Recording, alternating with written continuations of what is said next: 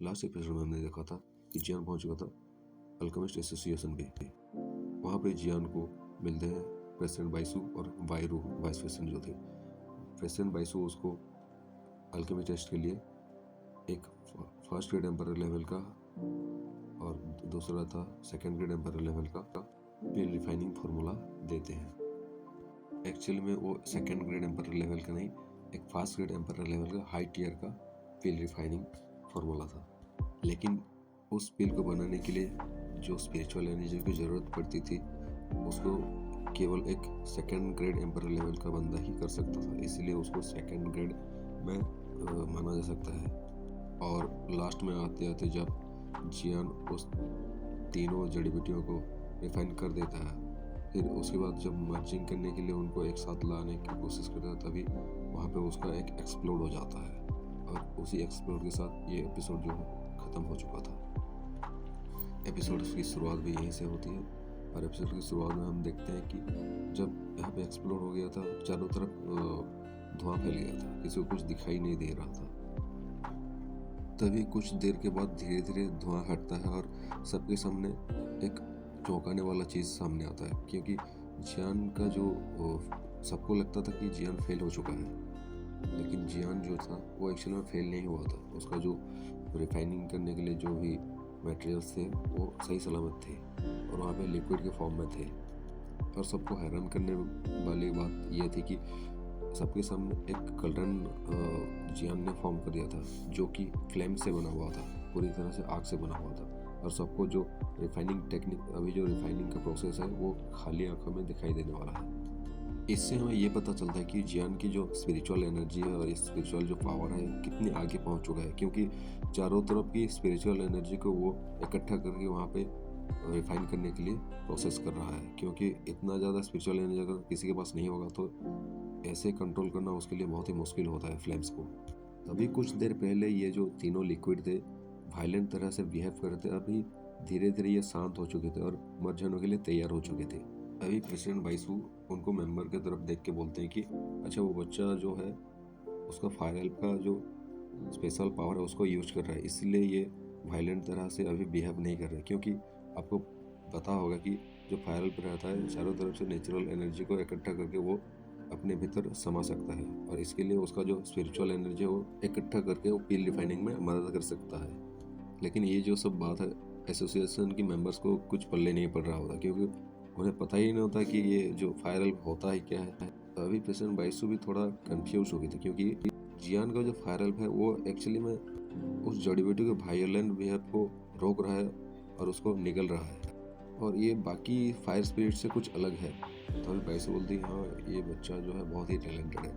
अभी बाइसू जो है वाइस प्रेसिडेंट बायरू के कानों में कुछ फुसफुसाते हैं और ये सुनने के बाद वाइस प्रेसिडेंट दौड़ के उस कॉन्फ्रेंस से बाहर जाने लगते हैं। ऐसा लगता है कि कुछ इम्पोर्टेंट काम जो है उन्हें करना है अभी, जो प्रेसिडेंट ने बताया उनको। अभी साइड में जो यूरो खड़ी हुई थी वो देखती है कि वाइस प्रेसिडेंट दौड़ के कहीं पे जा रहे हैं, तब कुछ सोचती है और समझने के बाद वो बोलती कि तुम बूढ़े मेरे सर को मत सहलाओ ऐसे। अभी कुछ समय बीत जाता है और वो जो लिक्विड था वो धीरे धीरे पाउडर के रूप में कन्वर्ट होने लगे थे और अभी वो टाइम आ चुका था जब उनको मर्ज करना होगा। जियान अपनी सोल पावर को कंट्रोल करता है और जड़ी बूटियों के मर्जिंग का प्रोसेस शुरू कर देता है। अभी हम खाली आंखों से देख सकते हैं कि वो जो इनविजिबल, लेकिन अभी उनके पास वो वायलेंट एनर्जी नहीं है जो पहले था। जियान की स्पिरिचुअल एनर्जी कंट्रोल करके उसको मर्ज करने की कोशिश कर रहा है। अभी जियान खुशी से बोलता है ये तो सक्सेस हो गया। एक्चुअली में ये पिल रिफाइनिंग में जियान फेल होने वाला था, और अगर फेल भी हो जाता तो भी उसके पास और 2 चांसेस थे इसको रिफाइन करने के लिए। वो तो अच्छा है कि जियान के पास नथिंगनेस सोलोइंग हेवनली फ्लेम था, जो कि द्विकी कंडेंस है उसके पास है, जियोली के पास, और इसको डिवोरिंग फ्लेम भी कहा जाता है। ये कुछ भी निगल सकता है, इसलिए उसका जो वायलेंट बिहेवियर था उसको भी ये निगल गया था और इसी की वजह से ये फील जो है कोई भी रिएक्ट नहीं करता और धीरे धीरे मर्ज होने लगा था। और अभी हमें ये पता है कि अल्केमी एक्चुअली में एक टाइम कंज्यूमिंग प्रोसेस है। अगर अच्छी तरह से इसको अगर टाइम नहीं दिया जाएगा तो पिल रिफाइनिंग में बहुत ही बाधा आ सकती है। अभी हम देखते हैं कि जियान पिछले 5 दिनों से पिल रिफाइनिंग में लगा हुआ है और ऐसे ही देखते देखते और भी 5 दिन गुजर जाते हैं और अभी जो फील है वो पूरी तरह से मर्ज हो चुका था और ये अपनी ब्रोनियम फॉर्म में आ चुका था। और यही वक्त है जब एक पिल थंडर फोर्स को अट्रैक्ट करता है, और ये थंडर ट्रिब्यूलेशन है, ये सिर्फ रैंक 8 और उसके ऊपर के लेवल के पिल्स ही अट्रैक्ट करते हैं थंडर ट्रिब्यूलेशन को, और इसको हम पिल थंडरिंग या फिर पिल लाइटनिंग भी बोल सकते हैं। और ये पिल लाइटनिंग जो है ये एक्चुअली में ज़रूरी है, क्योंकि इससे पता चलता है कि इस पिल लाइटनिंग की वजह से कि यहाँ पे एक हाई लेवल का जो पिल है वो बन रहा है, और उसमें इसकी वजह से स्पिरिचुअल एनर्जी भी आ जाती है। और कुछ हाई टियर की पिल्स में तो इंटेलिजेंस भी आ जाती है, और ह्यूमंस की तरह वो सोच भी सकते हैं, और वहाँ पे कन्वर्ट भी हो सकते हैं ह्यूमंस में। लेकिन जितना ज़्यादा उस पिल का टायर हाई रहेगा, उतना ही ज़्यादा खतरनाक और टेरिफाइंग लेवल का उसका फील लाइटनिंग होता है। और यहाँ पे ये साफ है कि जब जियान ने एक एम्परर लेवल का पिल को रिफाइन किया है, तो यहाँ पे एक टेरिफाइंग लेवल का पिल लाइटनिंग भी होने वाला है। अगर अल्केमिस्ट उसको ठीक तरह से फेस नहीं करता है, तो वहाँ पे उसका जान को भी खतरा हो सकता है, और उसका पिल भी यहाँ पे डिस्ट्रॉय हो सकता है। हम देखते हैं कि प्रेसिडेंट बाइसू के साइड में जो सिल्वर हेड वुमेन थी, वो धीरे से बोलते कि जियान, तुमने तो फील को फॉर्म कर दिया, लेकिन अभी तुम्हें सबसे जो इम्पोर्टेंट पार्ट है उसको अभी फेस करना है, और ये इतना सिंपल नहीं है, और हम आशा करते हैं तुम हमें निराश ना करो। प्रेसिडेंट बाइसू हीरो को इतना चिंतित देख के बोलते हैं, तुम्हें इतना चिंता करने की ज़रूरत नहीं है। मुझे लगता है कि इस बच्चे के पास कुछ सीक्रेट्स हैं जिनके वजह से ये फील थंडरिंग को वो डील कर लेगा। वो सिल्वर हेड वुमेन जो है वो इग्नोर करती है और आगे देखने लगती थी। अब देखते ही देखते चारों तरफ से काले बादल ऊपर में आ जाते हैं, और चारों तरफ अंधेरा छा जाता है, और अभी हमें छोटे छोटे थंडरबोल्ट की भी आवाज़ सुनाई देने लगती है। प्रेसिडेंट बाइसू बोलते हैं, ये बच्चा बहुत ही टैलेंटेड है, इसने बहुत ही हाई लेवल के थंडरबोल्ट को अट्रैक्ट कर के रखा है। अभी हमें पता चलता है कि अगर एक 8 रैंक का पिल अगर 9 कलर का थंडरबोल्ट को अट्रैक्ट करता है, तो उसको एक 9 ग्रेड का पिल के समान माना जा सकता है। और अभी जो जियान ने रिफाइन किया है, ये एक एम्परर लेवल का पिल है, और अभी सोच भी नहीं दे सकते कि किस लेवल का पिल लाइटनिंग को ये अट्रैक्ट किया होगा। दूसरी तरफ जियान का जो पिल रिफाइनिंग था वो पूरी तरह से कंप्लीट हो चुका था। अभी वक्त है पिल लाइटनिंग को फेस करने का। इस एरेना में जितने भी लोग थे, अभी उनकी आंख में चमक आ चुकी थी, क्योंकि एक अल्केमिस्ट के लिए सबसे इम्पोर्टेंट चीज़ ये होता है कि वो इन चीज़ों को एक्सपीरियंस करे और वो अपनी एक्सपीरियंस को आगे बढ़ाए। और थंडरबोल्ट ऐसा चीज़ है जिसको कभी ना कभी एक अल्केमिस्ट फेस करता ही है, और उसको इतना अच्छा तो एक्सपीरियंस होना चाहिए कि कैसे उसको डील किया जाए। सभी लोग चिल्ला चिल्ला के बोल रहे थे कि ये जियान जो है ये बहुत एक्स्ट्रा ऑर्डिनरी है। तभी जो लड़की यूरो थी वो भी एक प्यारी सी स्माइल देके जियान की तरफ देख के मन में बोलते कि उसने करके दिखाया, एक्चुअली सक्सीड हो गया वो। और वो बोलता है कि उसने एक 9 कलर की थंडरबोल्ट को अट्रैक्ट किया है। जैसे एक 9 कलर का पिल लाइटनिंग आसमान में अपेयर होता, उसी वक्त चारों तरफ जो पिल का फ्रेग्रेंस था वो भी फैल जाता है, और चारों तरफ उसका सुगंध आता है। और ये फर्स्ट टाइम था कि इस एसोसिएशन के मेंबर्स पहली बार था जिन्होंने ये इतनी अच्छी तरह से एक पिल रिफाइनिंग को देखा है, और इतनी हाई लेवल का पिल रिफाइनिंग को देखा है। एक फर्स्ट ग्रेड एम्परर लेवल की पिल एक 9 कलर की पिल लाइटनिंग को अगर अट्रैक्ट करता है, तो ये बहुत ही हाई कंसिडर किया जा सकता है। अभी प्रेसिडेंट बाइसू मन में सोच रहे थे कि अब तो सब हो गया, लेकिन अभी तुम इस पिल लाइटनिंग से कैसे बचोगे। अभी हमें बताया जाता है कि ये जो पिल लाइटनिंग होता है ये अल्केमिस्ट के लिए एक टेस्ट की तरह होता है, और हर एक अल्केमिस्ट को इस फेज को फेस करना ही पड़ता है। और हमें ये पता चलता है कि अगर इस पिल लाइटनिंग को अच्छी तरह से फेस नहीं किया गया, तो ये पिल रिफाइनिंग जो है उस अल्केमिस्ट को भी अच्छा खासा क्षति पहुंचा सकता है, और उस पिल को भी डिस्ट्रॉय कर सकता है। और ये भी बोला जाता है कि एक 4 स्टार डोडी भी इसको ठीक तरह से फेस नहीं कर पाता।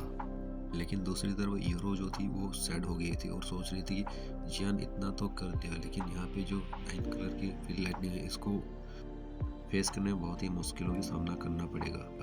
अगर कोई भी गलती होती है तो ये पिल यहाँ पे ख़त्म होने के चांसेस है। लेकिन जियान को पता ही नहीं होता कि ये सब सामने वाले क्या सोच रहे हैं। वो जब पिल लाइटनिंग को देखता है तो तुरंत ही ऊपर चला जाता है, और वहाँ पे अपना जो डीमन पपेट था उसको बाहर निकल लेता है, और वो सोचने लगता है कि ये जो पिल लाइटनिंग है डीमन पपेट के लिए एक टॉनिक की तरह है। हालांकि ये जो डीमन पपेट है द्विकी कंटेनर में एक लिमिट तक पहुँच चुकेगा, और इससे आगे वो शायद नहीं बढ़ पाएगा। लेकिन जैसे कि तूसी एंसेंटगढ़ ने बताया था, भले ही ये जो तुम्हारा पपेट है एक लेवल तक पहुंच चुका है, लेकिन इसके ऊपर भी ये आगे बढ़ सकता है। तुम्हें बस इसको पिल लाइटनिंग का फेस करवाना है हर बार जब भी तुम पिल रिफाइन करो।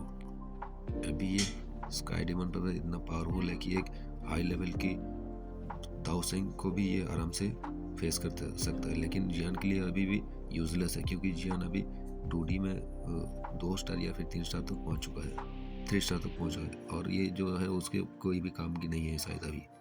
जब तक ये डेमन पपेट को पिल रिफाइनिंग के दौरान पिल लाइटनिंग को फेस करवाता रहेगा, उसका लेवल भी अप होता रहेगा, और एक टाइम के बाद जब वो अच्छा खासा लेवल तक पहुंच जाएगा, उसके बाद ये डेमन पपेट को भी यूज कर सकता है उसके ट्रम्प कार्ड की तरह।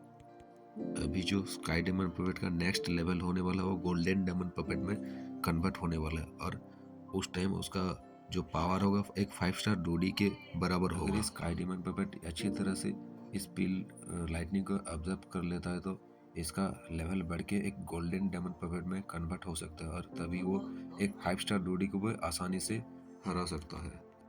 तभी जियान भी उस थंडरबोल्ट की तरफ देख के एक एविल स्माइल के साथ बोलता कि आज मैं भी देखना चाहता कि ये जो एम्परर लाइटनिंग होती है वो कितने ज़्यादा पावरफुल है।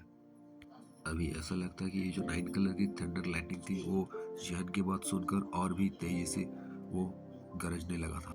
जैसे ही ये थंडरबोल्ट गरजा था तभी इनके बीच में से, बादलों के बीच में से एक 9 कलर का पाइथन की तरह दिखने वाला एक थंडरबोल्ट सिस साउंड के साथ जियान की तरफ बढ़ने लगा था। जियान भी एक स्माइल के साथ डेमन पपेट को आगे भेज देता है।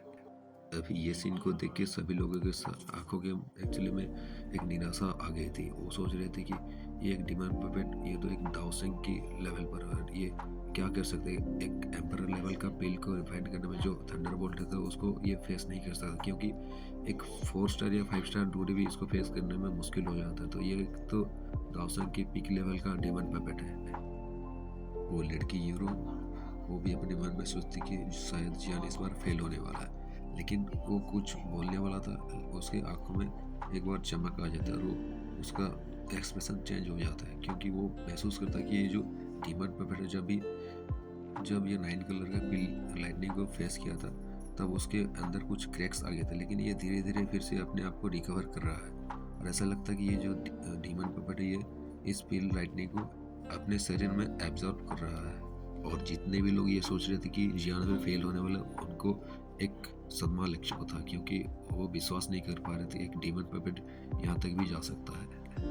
अभी ये सब सोचने लगते कि क्यों जियान इतनी कम एज में इतना ज़्यादा आगे पहुँच चुका है अल्केमी लेवल में। और जैसे ही धीरे धीरे बहुत ज़्यादा पिल लाइटनिंग होने लगता है, एक के बाद एक पिल लाइटनिंग उस डेमन पपेट के शरीर पे पड़ता रहता है। वो डेमन पपेट भी कभी नीचे गिर जाता था, फिर से उठ के आगे फिर से उसको एब्जॉर्ब करके फिर से दूसरा पिल लाइटनिंग को रिसीव करने के लिए आगे बढ़ जाता था। ये चीज़ कुछ टाइम के लिए चलता है और ऐसा लगता था कि अभी ये जो डीमन पपेट एक थंडर गढ़ की तरह दिख रहा था, चारों तरफ उसके शरीर में थंडर बोल्ट चमक रहा था। ग्रेजुअली एक 10 मिनट तक थंडर बोल्ट बरसता रहता है, उसके बाद ये थम जाता है।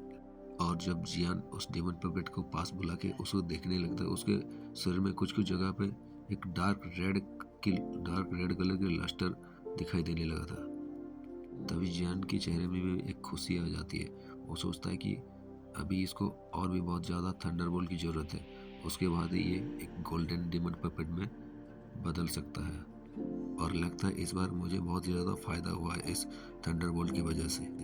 फिर वाइसू जो प्रेसिडेंट थे वो जियान की तरफ देख के मन में बोलते कि तुमने ये पिल लाइटनिंग तो हैंडल कर लिया, अभी जो मोस्ट इम्पोर्टेंट थिंग है वो ये है कि ये जो फील है इसको अभी कंट्रोल करना, क्योंकि इसके पास एक ह्यूमन की तरह इंटेलिजेंस आ गई है अभी, और ये तुमसे ये फ्री होने के लिए अपनी सोल पावर की मदद से तुमसे भाग भी सकता है, क्योंकि ये एक 8th लेवल से ऊपर की फील है, तो इसके पास एक सोगल स्पिरिचुअलिटी भी आ चुके हैं और ये ह्यूमंस की तरह सोच भी सकते हैं और ह्यूमंस की तरह बदल भी सकते हैं और कहीं भी आज का ये जो एपिसोड है यहीं पे ख़त्म करते हैं। और मुझे लगता है कि और एक एपिसोड शायद ले जाएगा ये पूरी तरह से ख़त्म करने में पिल रिफाइनिंग को, क्योंकि ये 2D कंटेनर में पहली बार पिल रिफाइन कर रहा है जियान, तो इसलिए शायद इतना ज़्यादा यहाँ पे एक्सप्लेन किया गया है। अभी नेक्स्ट पार्ट में हम जानने वाले हैं कि ऐसा ये पिल जब जियान के हाथों से आउट ऑफ कंट्रोल होकर भागने लगता है तब जियान उसको कैसे कंट्रोल में लाएगा और उसके ऊपर अपना सोल पावर से उसे लॉक करेगा। तो मिलते हैं नए एपिसोड में, तब तक के लिए बाय और सी यू।